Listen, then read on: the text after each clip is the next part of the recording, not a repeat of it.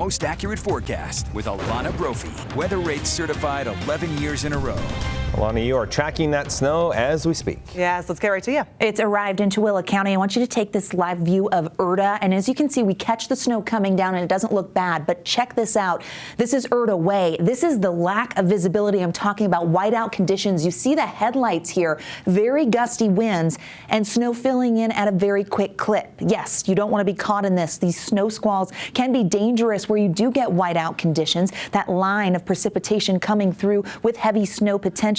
Winter driving conditions, and we know that that's the case. We have watched that rain completely switch over. So this is the band of snow that could impact here the Wasatch Front as we get through in about the next half hour. This is dangerous because, as you just saw on that Erta camera, very low visibility, and it's the evening commute time. The storm tracker radar sweeping the region. Ooh, we've got some lightning down towards Provo because we have thunder snow now, folks. Instability is out there, and this squall line coming through, this band of precip definitely resulting in a burst of accumulating snow. It's associated with this area of low pressure. It's tracking through Oregon. There's the front dragged right into the Beehive State. It was showery ahead of it, and now it's that heavier band of snow behind it, and that is what we're going to be dealing with as we get through this evening. Winter storm on our porch, and it's just walked into portions of the Wasatch Front. Road slush expected for parts of northern Utah. Road snow for the mountains. UDOT putting this out. This is through 10 a.m. tomorrow, and we know we've got that winter weather advisory. It was snowing up in the high country. Great cat video coming from Dustin Hanson up at Cherry Peak. They're going to have the snow cat out because they're going to get a decent amount with this system as it rolls through. It's why that winter weather advisory was issued, not just for the Wasatch Mountains, but for the Wasatch Back, the western Uintas, and southwestern Wyoming. This will hold until 5 a.m. tomorrow morning.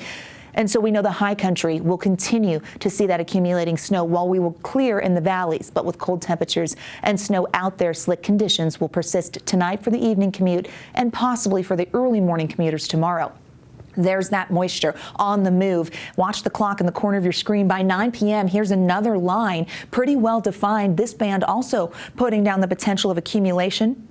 Ogden Valley towards Cache Valley, and Davis County also part of that, but we've got Morgan County that's going to tap into that as well. Now that band heads a little further north, so as we get past midnight, southwestern Wyoming, over I-80, Cache Valley, and Ogden could see some heavier snow there, which is why totals are expected to be a little higher. High pressure for tomorrow, pretty quiet until the evening when increasing cloud cover moves in. And then we've got an atmospheric river. Oh yeah, we're not done with storms.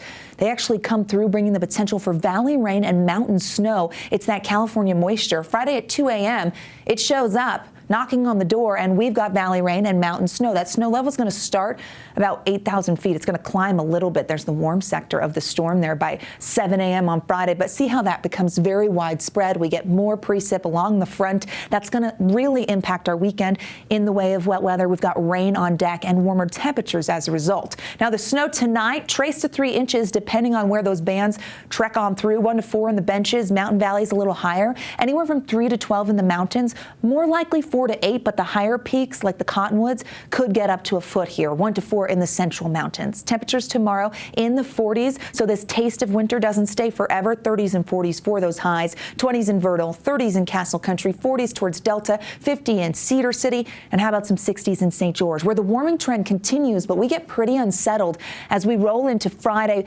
Better chance in St. George on Saturday of getting those soggy conditions that could last into the weekend. Look at those 70s, though. You're like, hey, rain, that's worth it because we've got some gorgeous temperatures right around the corner. The Wasatch Front.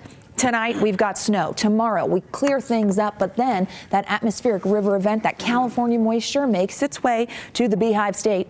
Valley rain, mountain snow, soggy, real soggy. And 50s. Yeah. 50s. We warm things up a little bit. That squall is out there. Did you see that traffic camera? Yeah. You said it was happening, and you've been tracking where it is, and boom, we have the evidence. It's coming, and it will impact the Wasatch Front here as we get closer to 6 p.m., so just a heads up. Okay. Thanks for keeping everyone safe. Alana, time now for a look at sports with Dana Green. An opponent for the Utes may have a familiar ring. Yeah. Well, we've seen them a couple times this year already. The Utes hope their stay in Vegas isn't a short one. They're going to take on Stanford tonight in the Pac-12